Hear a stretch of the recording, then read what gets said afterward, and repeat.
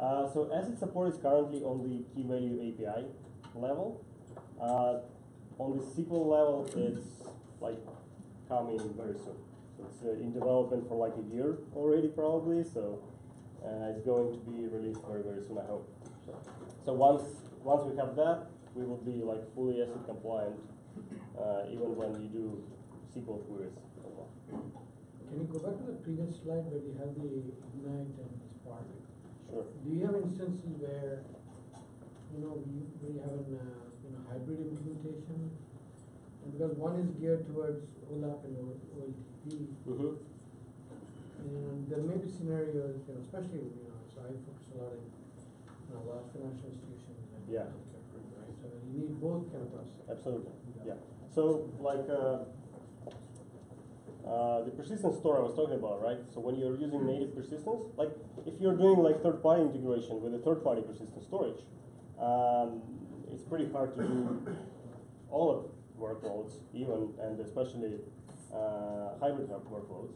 But the native persistence allows you to have like a bigger superset on disk and a smaller data set in memory, which assuming that this smaller data set is your active data set, which is used for the transactional workload. So it's in memory, it's very fast. You have like pure in-memory performance, and you also have like a bigger data set on disk, which you can use for your analytical workloads, right? So the architecture is such that they can perfectly mesh. Yes. Yes. All right. So.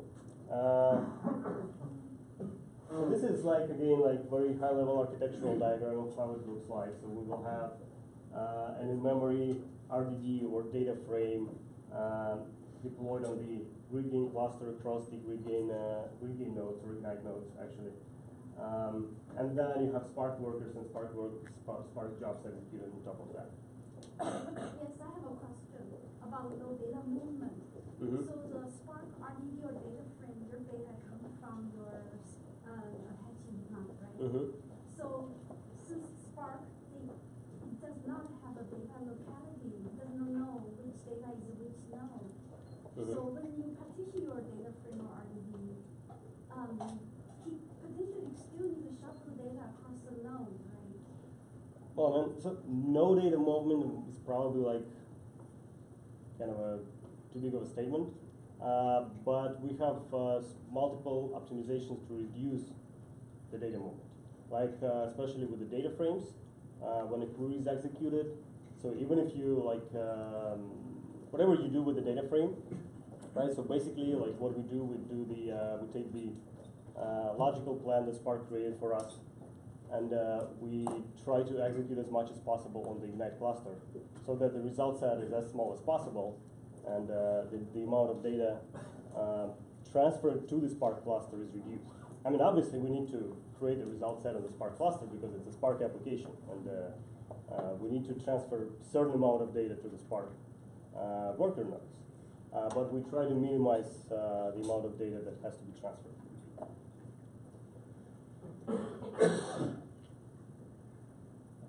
Yeah, so I mean, this is pretty straightforward, right? So that's just to show how it looks like on high level, right? So we will have the shared ID or data frame, which is basically stored in Ignite.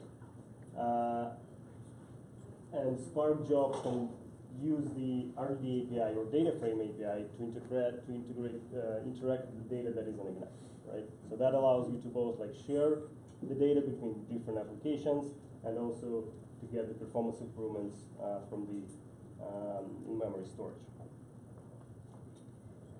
All right, so there are two main components of the integration. So the first one is Ignite RDD, which is basically a Spark RDD abstraction, Spark RDD extension. So we extend the RDD API, providing two new capabilities to the regular RDD. So the first one is we allow to save Spark RDDs to Ignite, so that it's represented as an Ignite RDD, and then you can also run queries directly on the Spark RDD. So you can still use all the RDD capabilities. That would probably involve certain data movement because Spark has to fetch the data into its own memory. but you can also execute queries directly using the extended API. So on the API level, this basically looks like this, right? So you create a shared RDD based on the Apache Ignite cache, which would basically be an underlying storage for this RDD, and then you can do the save queries method. Use the save queries method that would basically take one of your Spark RDDs and save it to Ignite, right? So after the second line of code is executed, everything that was in the first Spark RDD would be saved in Ignite, and you would access the data that is in this RDD using the shared RDD APIs, and you can also share this between applications, right? So if you have a second application that creates the Ignite RDD based on the same cache, just providing basically the same cache name, it would have access to all the data that is in this Ignite cache, right? And you have all the RDD APIs available, so you can do the filtering or whatever you want to do using the Ignite RDD APIs. And there is also the SQL method that executes a SQL query directly. So if you have a SQL schema defined in Ignite, and you have indexes there, you can directly execute a query and get a tremendous performance improvement comparing to regular execution. And the second component of our integration is Ignite DataFrame. That's actually a new feature. It was introduced in 2.4, which was recently released. So it's it's getting even better here because DataFrames in Spark allow to create custom data sources, right? And that's what we actually did, right? So we implemented custom data source so that you can plug it into your Spark applications, and you can run your existing Spark applications without any code change on top of Ignite cluster. And yeah, as I said, under the code, we basically, when you execute a query, we just take the logical plan that Spark creates based on your code,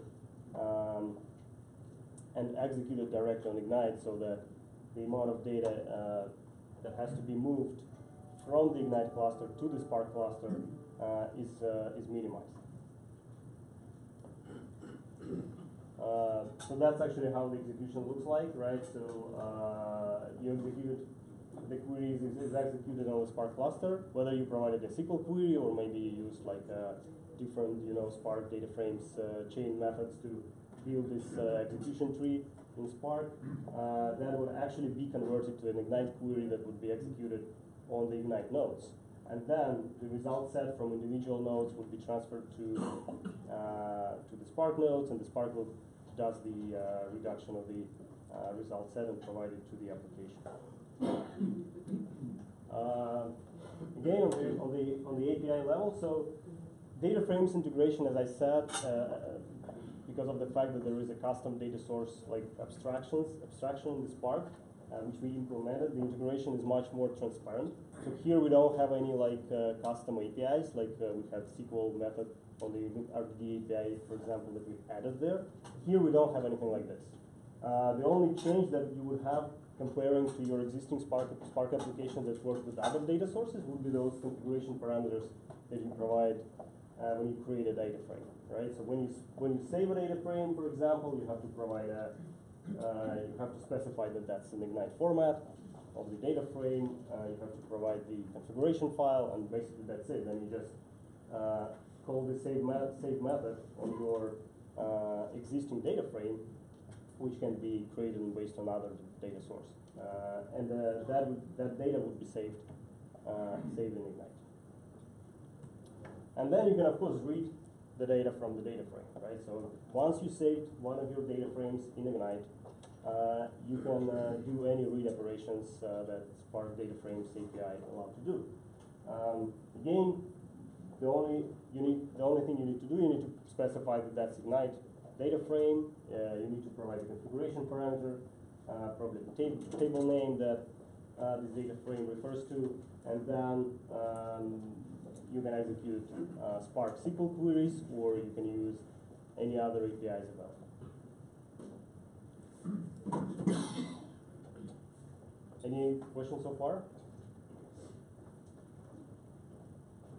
Would it be possible to run the Ignite cluster on HPC? Yeah, absolutely. So we actually, we have, so we can be deployed in any environments.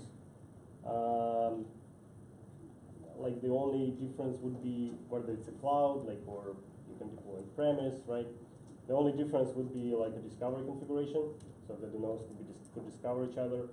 Other than that, we are agnostic to the actual environment we deploy in. So do you support all like Spark data types? Is it compliant with Ignite? Yes. I'm not aware of any issues though. I mean, that's a fairly new feature. So I mean, there might be certain issues or something, but nothing I'm aware of. All right, perfect. So I also have a demo that I wanted to show you that would show like the actual application that integrates Spark DataFrames application with the Ignite cluster. So let me open this.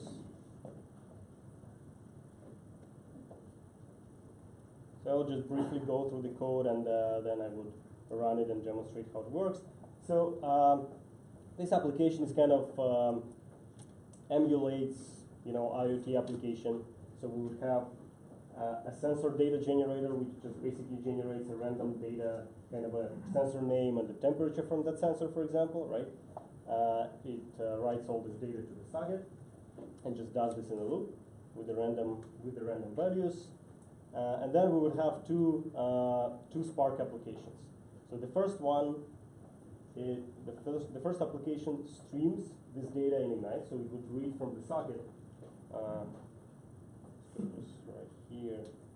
So it basically just create a socket text stream, read from the socket, potentially do certain transformations or enrichment or whatever, and then it would create for each streamed RDD, it would create a data frame and save it in Ignite using the capabilities I described before, right? So again, here we specify that that's an Ignite data frame. We specify the configuration file. This is the temperature data table. We specify in which table we want to save this streamed values. These are the primary key fields, and then we just invoke the save method, and this data is saved in Ignite cluster. So once this is done, the data is in Ignite, right? So that would just basically create an application that receives the data from a certain input stream, does certain transformations and enrichments, create a structured data based on that, and save it in Ignite tables in the Ignite cluster. So that's the first application, and the second application is very simple. It's a querying application. It creates the data frame based on the same table with the same configuration file, obviously, so that it joins the same cluster, and then it does the querying, right? So we can do SQL queries. We can use these kind of APIs as well. That would work in the same exact way. So this statement would actually be converted into Ignite query that would be executed on the Ignite cluster, right? All right, let's start it up. So I would first start this random data generator. This is just a background application. Then I will start a single Ignite node. So you would obviously, in a real deployment, you will have multiple Ignite nodes, so that the data is distributed and partitioned, and so that you can scale out your cluster and query executions as well. It's not starting. Hold on. Oh no, it started. Sorry, it started. Yeah, so it's saying that we have one server, so everything is good. Let's start the streaming application.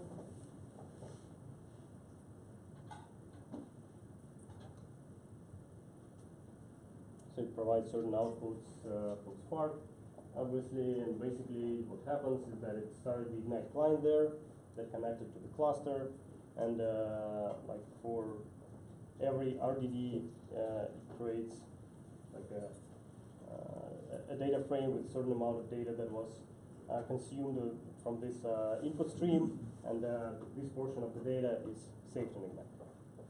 Right. So and the querying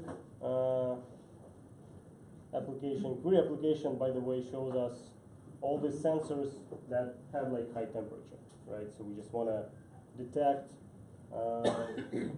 find the sensors that are overheated, basically, right? So, and that query allow us to do that.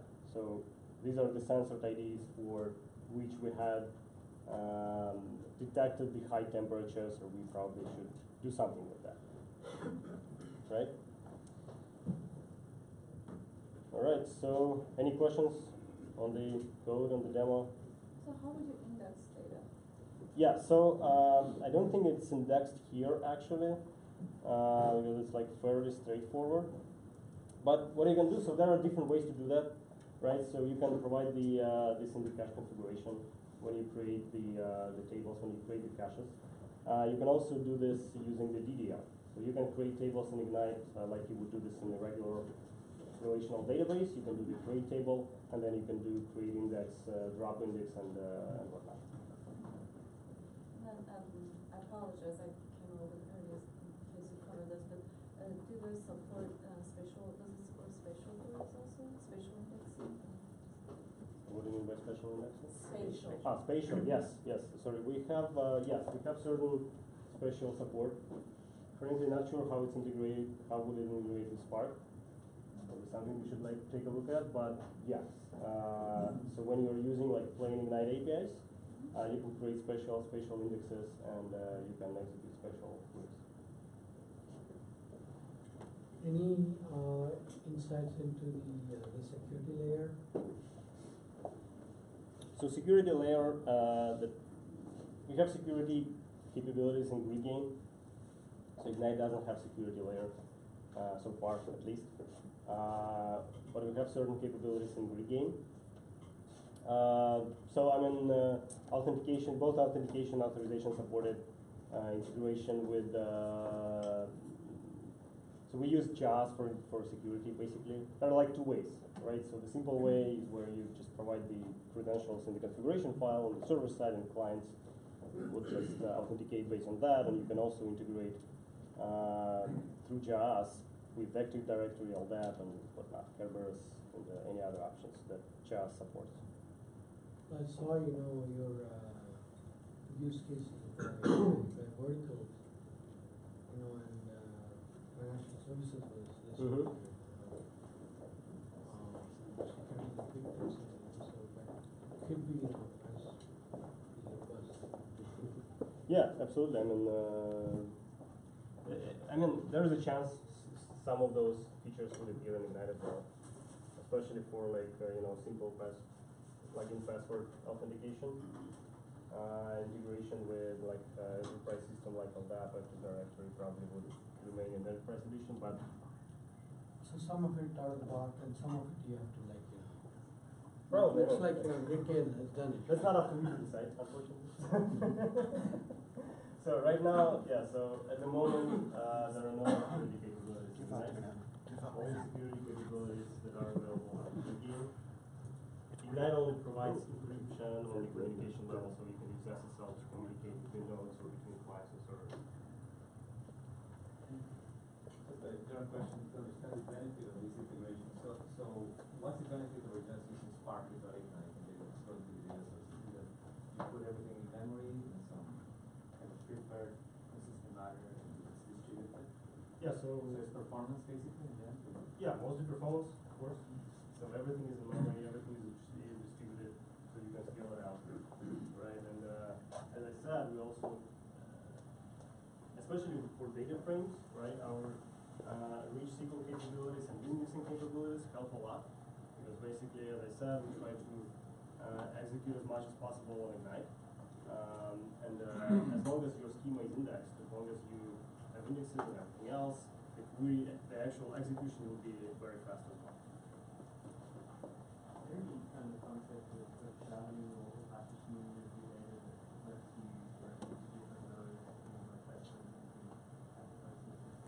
Yeah, so all the data is partitioned. Basically, in case of Apache Ignite, this is based on affinity functions. It's kind of a stateless function that can be executed on any node, and it will give you the node where a particular key is stored, and we use it all over the place for SQL execution, for key-value APIs, and for everything else. That's one of our cornerstones. So then, and if you have that kind of hashing going on or something to distribute the work, and something goes down, there's failover. Yeah, there are backups. So for every every entry, you can have one or more backups. So that when one node goes away, you still have the data available. So is the partitioning by default, or you have to do it by coding like you do in the other relational database? No, it's by default. By default. Yes, So you don't have to do anything. Yes, so you can have like every cache or every table can be either partitioned or replicated. Replicated would mean that all the data is available everywhere. Partition means that data would be partitioned. And how would you compare it with any other Ignite with any other in-memory database? Like, what's the benefit of Spark using Ignite? I know they both are Apache main benefit. Then what else? How do you compare it with other in-memory databases for performance? Well, I mean, so I guess it depends on what databases we're talking about, right? So there are, I mean, we're pretty confident in our performance numbers. So we have like a lot of benchmarks, and we actually publish some of them, comparing with other, data grids and databases.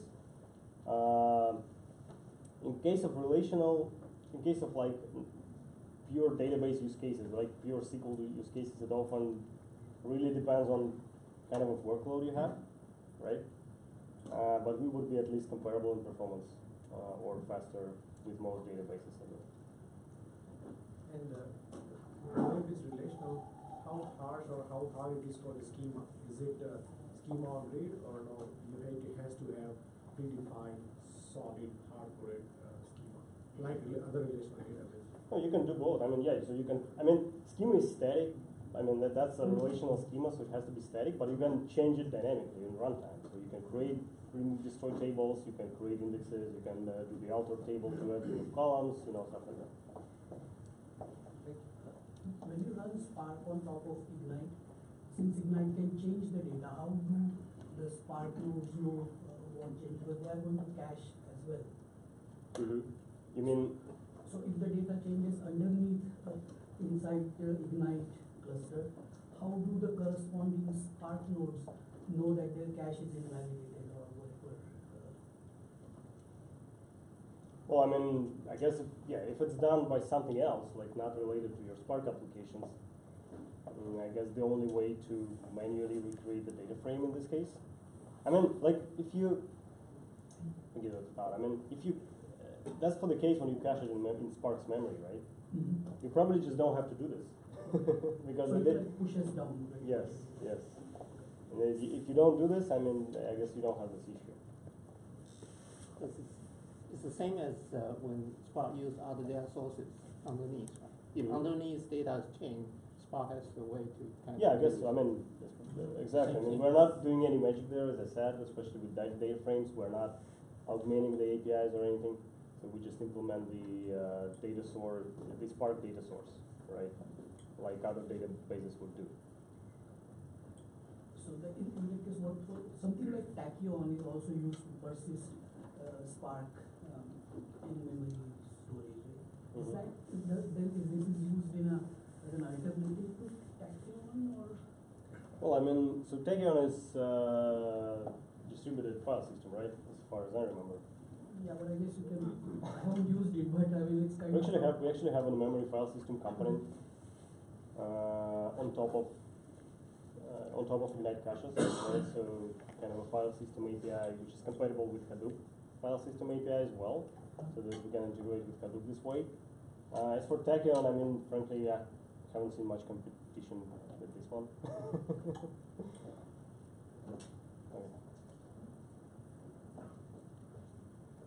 Since you mentioned competition, who do you see as your competition? Well, I mean, so yeah, that would depend on Redis.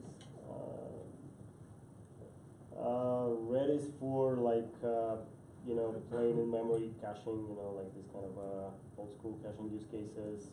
For data grids, it's mostly Hazelcast, gigaspaces, Coherence probably, Geode.